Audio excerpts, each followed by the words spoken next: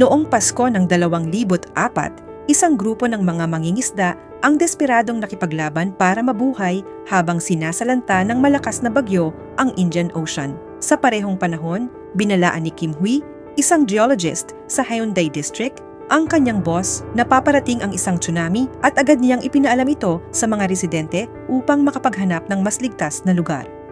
Isang rescue helicopter ang dumating upang iligtas ang mga mangingisda, ngunit naipit sa lambat ang kapitan ng bangka.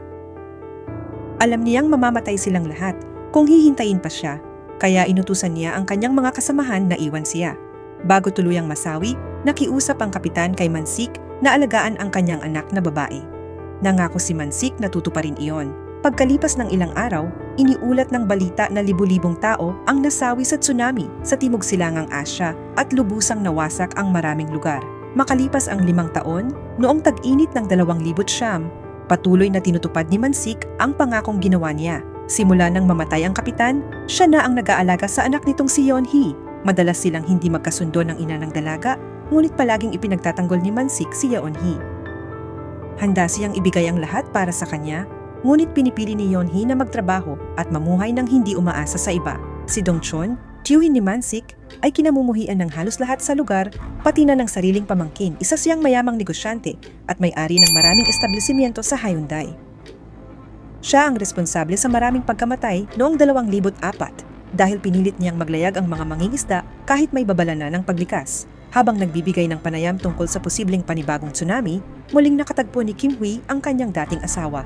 Sa huli, sinabi ng babae na mananatili sila sa lungsod ng ilang araw kasama ang kanyang anak at nobyo nito. Si Jimin ang anak ni Kim Hui, ngunit hindi kailanman sinabi ng ina niya kung sino ang tunay niyang ama. Dahil dito, hindi makalapit si Kim Hui sa kanyang anak kahit gusto niyang maging bahagi ng buhay nito. Isang araw, nasa dalampasigan si Jimin kasama ang kanyang mga kaibigan nang may 3 lalaking nagyaya sa kanila na sumakay sa isang yate. Hindi komportable si Jimin, ngunit napilitan siyang sumama dahil sa pressure ng kanyang mga kaibigan. Habang nagsasaya sila, umupo siya sa gilid ng yate, naninigarilyo, at aksidenteng nahulog sa dagat. Narinig ni Hyung-sik ang kanyang sigaw at agad siyang tumalon upang iligtas ang dalaga. Kinahapunan, kumakain sina Mansik at ang kanyang mga kaibigan sa restaurant ni Yeon-hee nang dumating ang ina ni Mansik at galit na inutusan si Yeon-hee na ibalik ang mga hiniram nitong gamit. Para pakalmahin ang sitwasyon, pinapunta ni Mansik ang kanyang mga kaibigan sa restaurant ng kanyang ina at binigyan si Yeon-hee ng tip bilang paghingi ng paumanhin. Hindi tulad ni Mansik, si Dong-chon ay isang lalaking hindi kailanman nagtrabaho at umaasa lamang sa kanyang ina. Palagi siyang kumakain sa restaurant ni Yeon-hee nang hindi nagbabayad. Upang mabawi ang kanyang pera, pinilit ni Yeon-hee si Dong-chon na tumulong sa pangingisda.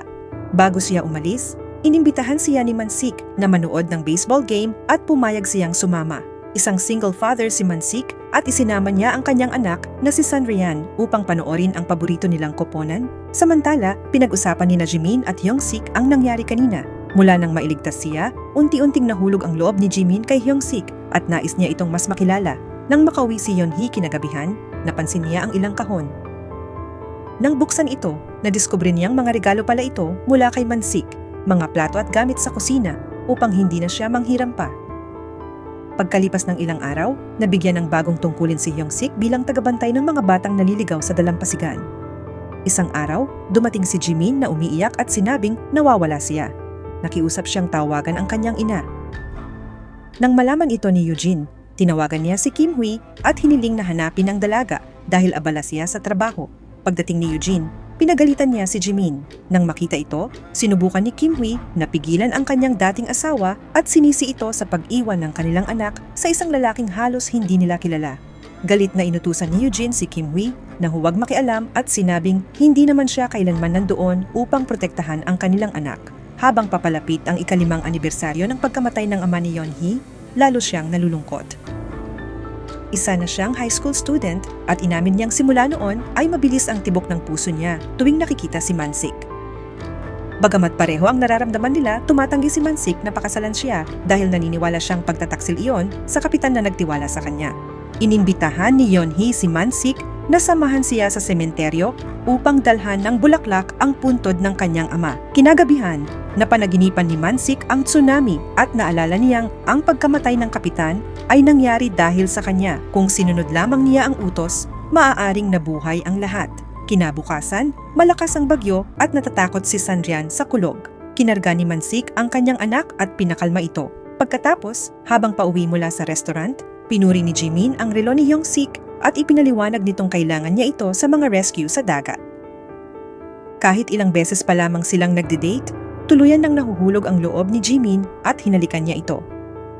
Hindi alam ni Jimin na naroon pala ang kanyang mga kaibigan at ang mga lalaking nakilala nila sa dalampasigan at nakita siya kasama ang lifeguard. Tahimik ang buhay sa Hyundai, ngunit sa ilalim ng dagat, patuloy ang mga lindol, hanggang sa pati mga alimango ay napipilitang lumikas mula sa dalampasigan. Binalaan ng mga tauhan si Kim Hui tungkol sa posibilidad ng mas malakas na tsunami kaysa sa nangyari noong 2004. Agad siyang nagtungo sa kanyang nakatataas upang ipaalam ang panganib. Sa mahigit 1 milyong tao na naroroon sa Hyundai, iginiit ni Kim Hui na malalagay sa matinding panganib ang lahat kung hindi agad lilikas ang buong lungsod. Kinabukasan, ayon sa napag-usapan, sinamahan ni Mansik si Yeonhee sa puntod ng kanyang ama. Doon, sinabi ni Yeonhee na labis siyang nagpapasalamat dahil inalagaan siya ni Mansik sa loob ng maraming taon at ngayon ay nais na niyang gumanti. Ngunit nararamdaman niya ang matinding pagkadismaya dahil hindi pa rin siya pinapangakuan ni Mansik at natatakot siyang hindi niya kailanman makuha ng buo ang puso ng lalaking mahal niya. Matapos makausap ang kanyang ama, umalis si Yeonhee sa sementeryo. Naiwan si Mansik, lumuhod sa harap ng puntod at humingi ng kapatawaran. Inamin niyang hanggang ngayon ay patuloy niyang sinisisi ang sarili sa pagkamatay ng kapitan. Kahit alam ni Hyung-sik na nagmula sa mayamang pamilya si Jimin at papasok na sa universidad sa Seoul, hinayaan niyang mahulog ang loob niya rito. Nag-ayos siya ng pagkikita sa isang restaurant sa oras ng kanyang lunch break at nagpasya siyang ibigay ang kanyang relo bilang regalo dahil pinuri ito ni Jimin noon. Ngunit sa kanyang pagpunta, hinarang siya ni Hyung-chol at ng mga kaibigan ni Jimin. Ipinilit ng lalaki na si Jimin ang kanyang nobya at pinagbantaan si Hyung-sik na lumayo rito. Makalipas ang ilang oras, natapos ni Mansik ang lahat ng paghahanda para sa proposal. Dinala niya si Yeonhee sa isang bangka at hinintay ang fireworks bago siya magtanong. Labis ang saya ni Yeonhee, ngunit hindi niya agad tinanggap ang alok. Sa halip, hiniling niya kay Mansik na pumunta sa kanyang restaurant kinabukasan upang marinig ang kanyang sagot. Samantala, hinanap ni Jimin si Hyung-sik at sinabi niyang buong araw siyang naghintay. Tinanong niya kung bakit hindi ito dumating, ngunit malamig siyang binaliwala ng lalaki at sinabing ayaw na niya itong makita. Habang kumakain, sinabi ng ina ni Dongchun na may inayos siyang job interview para sa kanya. Tumanggi si Dongchun at ginamit na dahilan ang kawalan ng disenteng sapatos. Nag-alok ang kanyang ina na bilhan siya ng bago kahit alam niyang wala siyang balak magtrabaho. Matapos ang pagtatalo, nagtungo si Dongchun sa restaurant ni Yeonhee at nalaman niyang may nag-propose na rito. Nang marinig ito, nilamon si Dongchun ng selos dahil matagal na niyang minamahal si Yeonhee. Upang mapilitan siyang tanggihan ang proposal, isiniwalat niya ang lahat ng nangyari noong gabi ng tsunami. Doon napagtanto ni Yeonhee na si Mansik ang may pananagutan sa pagkamatay ng kanyang ama. Kinabukasan, nang bumisita si Mansik kay Yeonhee, dumating si Dongchun at inaming sinabi niya ang katotohanan. Sa sandaling iyon, nawalan ng kontrol si Mansik at sinugod ang dating katrabaho. Tumakbo si Dongchun palibot ng kanyang van upang makaiwas sa suntok hanggang sa biglang may kalapating bumangga at naipit sa windshield. Napansin nila ang libu-libong ibong lumilipad palayo sa dagat at napagtantong may paparating na panganib. Sa puntong iyon, sigurado na si Kim Hui na paparating ang tsunami. Sinubukan niyang kumbinsihin ang kanyang boss na lumikas ang Hyundai, ngunit tumanggi ito at ayaw ihinto ang cultural exhibition sa lungsod. Umaasang magbabago ang anak. Kinansela ng ina ni Dongchun ang picnic kasama ang kanyang mga kaibigan at bumili ng sapatos para sa interview. Tinawagan niya ang anak upang itanong ang sukat, ngunit hindi siya sinagot at sinabing abala sa pag-aayos ng van. Samantala, isinama ng ina ni Mansik ang apo niyang si Sanrian sa isang biyahe. Walang kaalam-alam sa nalalapit na trahedya. Dahil sa mga lindol, nagkaroon ng malalaking pagguho ng lupa at napilitang maglabas ng evacuation alert ang mga otoridad. Nang malaman ito, sinubukan ni Eugene na tawagan ang kanyang anak, ngunit mahimbing ang tulog ni Jimin. Dahil hindi niya alam ang kasinungalingan ni Hyung-cheol, pumayag si Jimin na sumakay sa speedboat nito. Samantala, bumibisita sa isang underground aquarium ang kanyang mga kaibigan. Matapos maghintay ng matagal sa labas ng bahay ni Yeonhee, natagpuan siya ni Mansik at humingi ng pagkakataong magpaliwanag. Ngunit bago pa siya makapagsalita, isang malakas na lindol ang yumanik sa buong distrito. nasira ang underground aquarium at mabilis itong pinasok ng tubig. Habang papasok si Eugene sa elevator ng hotel, biglang nawala ng kuryente at siya ay na-trap. Sa takot para sa kaligtasan ni Jimin, tinawagan niya si Kim Hui at humingi ng tulong. Sa dagat, nabuo ang isang dambuhalang alon at nilamon ang isang barko. Humingi ng saklolo si Hyung Chol nang tumigil ang kanyang speedboat.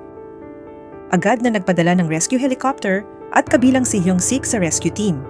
Pagmulat ni Jimin at pagtingin sa bintana, nakita niya ang papalapit na higanteng alon. Nag-iisa siya sa silid at nasa matinding panganib. Tumakbo si Kim Hui upang iligtas siya bago mahuli ang lahat. Nang maunawaan ang nangyayari, hinila ni Yeon-hee si Man-sik at tumakbo sila palayo sa dalampasigan. Nagkagulo ang mga tao sa bayan, nagtutulakan upang makaligtas. Sa gitna ng kaguluhan, natumba ang isang batang babae. Bumalik ang kanyang ama upang protektahan siya at ginamit ang sariling katawan bilang panangga. Sa huli, tumakbo siya palayo bitbit ang kanyang anak. Nasa tulay sina Dongchun at ang ina ni Man-sik nang tumama ang tsunami sa Hyundai. Agad kinarga ni Man-sik si Sanrian at hinila ang matandang babae patungo sa ligtas na lugar. Ilang minuto lamang ang lumipas at nilamon na ng tubig ang hotel kung saan naroon si Eugene. Mabilis na tumakbo si Kim Hui patungo sa elevator upang maabutan ang kanyang anak. Nang makarating siya sa silid, napagtanto niyang halos malunod na si Jimin. Tinangay ng malakas na agos ang dalaga palabas ng gusali. Ngunit nagawa siyang masagip ng kanyang ama sa huling sandali. Nang tumama ang dambuhalang alon sa sentro ng lungsod, nilamon nito ang mga tao at sasakyan. Upang mabawasan ang impact, hinila ni Man-sik si Yeon-hee papunta sa likod ng isang haligi. Sa kabilang banda, muntik nang malunod sina Hyung Chol at Jimin bago sila matagpuan ng rescue team. Samantala, natrap pa rin si Eugene sa elevator at desperadong sumisigaw para sa tulong. Alam niyang malulunod siya kung hindi siya makakalabas. Nawawala sina Sanrian at ang kanyang lola, kaya naglalakad si Dongchun sa tulay upang hanapin sila. Biglang nagsimulang maputol ang mga kable ng tulay at bumagsak ang mga container mula sa wreckage. Tinamaan ang lahat sa paligid niya, ngunit himalang nakaligtas si Dongchun. Sa lungsod, habang pilit na iniiwasan ni Man-sik at Yeon-hee ang pagkalunod, napansin nila ang isang power box na malapit nang tumama sa tubig. Kapag nangyari iyon, mamamatay ang lahat dahil sa kuryente.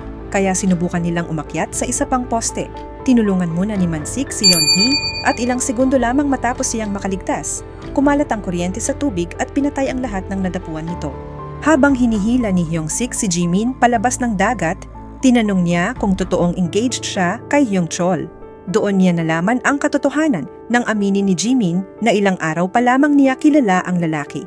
Halos mapuno na ng tubig ang elevator nang makatanggap ng tawag si Eugene mula kay Kim Hui. Sinabi ng lalaki na nasa bubong siya kasama si Jimin at nalaman niyang natrap ang kanyang dating asawa. Ibinigay ni Kim Hui ang telepono sa anak at tumakbo upang iligtas si Eugene, ngunit hinarangan siya ng mga gwardiya. Sa paniniwalang ito na ang kanyang huling sandali, sinabi ni Eugene kay Jimin ang katotohanan na si Kim Hui ang kanyang tunay na ama. Nagpaalam siya sa anak at halos malunod, ngunit sa huling sandali ay nabuksan ng isang empleyado ang elevator at nakatakas si Eugene. Upang pakalmahin ang sarili, nagsindi ng sigarilyo si Dongchun. Nagulat siya sa apoy at itinapon ang lighter na naging sanhi ng malaking pagsabog nang magliyab ang tumatagas na gasolina mula sa barko. Napagtanto ang kanyang pagkakamali, tumakas siya habang ang mga debris ay bumagsak sa mga gusali malapit sa dalampasigan. Nakaakyat si Man-sik sa isang gusali at tinulungan si Yeon-hee. Ngunit tinamaan siya ng debris at nahulog. Sinubukan siyang pigilan ng dalaga, ngunit alam ni Man-sik na tatangayin siya ng agos. Sa kanyang huling sandali, ipinagtapat niya ang kanyang pagmamahal at sinabi niyang nais sana niya itong pakasalan. Habang tinatangay na siya ng tubig, hindi inaasahang sinagip siya ng kanyang tiyuhin na si Dongchun. Tinulungan siyang kumapit sa poste, ngunit bago pa siya makapagpasalamat, tinamaan si Dongchun ng metal container at tinangay ng alon. Nang makasakay na si Jimin sa helicopter, sumunod si Hyung-sik kasama ang isa pang biktima. Ngunit nagsimulang maputol ang kable dahil sa bigat. Alam niyang isa lamang ang maililigtas, kaya pinayagan niyang si Hyung Cheol ang isalba at ipinakiusap na ibigay ang kanyang relo kay Jimin. Kahit umiiyak at nagsusumamo si Jimin, pinili ni Hyung-sik na mamatay sa pagtupad ng kanyang tungkulin. Ngumiti siya at nagpaalam bago tuluyang matangay ng alon. Pagkalabas ng elevator, tumakbo si Eugene sa teras at nagawang yakapin ang kanyang anak sa huling pagkakataon. Paparating ang mas malaking alon, kaya inilagay ni Kim Hui si Jimin sa isang metal basket kasama ang isang babae na isinakay sa helicopter. Nangako ang babae na aalagaan niya ang dalaga. Sa unang at huling pagkakataon, nakita ni Jimin ang kanyang mga magulang na magkasama. Matapos magpaalam sa anak, mahigpit na nagyakapan sina Kim Hui at Eugene habang hinihintay ang kamatayan. Matapos ang sakuna, nagpadala ang gobyerno ng maraming rescue helicopter. Ilang araw ang lumipas, ginanap ang isang memorial para sa mga nagsakripisyo ng kanilang buhay, kabilang si Hyung-sik.